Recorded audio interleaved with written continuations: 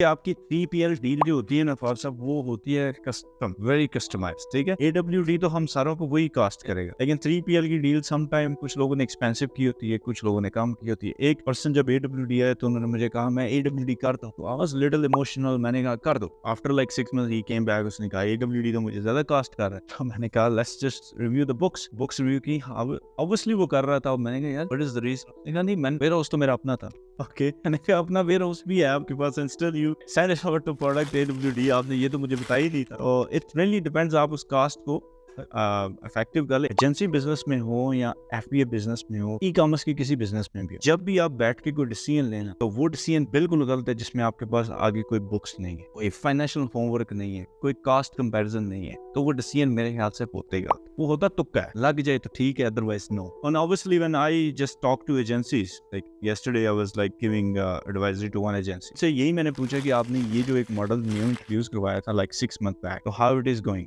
यार अच्छा जा रहा है, हमारा 23% नेट प्रॉफिट है इस मॉडल पे। तो मैंने कहा जब आपने इसका डिसीजन लिया था तो did you have books in front of you? आपने देखा हमारा कैश फ्लो क्या है, क्या आपने नेट प्रॉफिटेबिलिटी देखी, क्या आपने ये देखा कि ये ROI कब देगा, ब्रेक इवन कब देगा, इज देयर एनी फ्यूचर?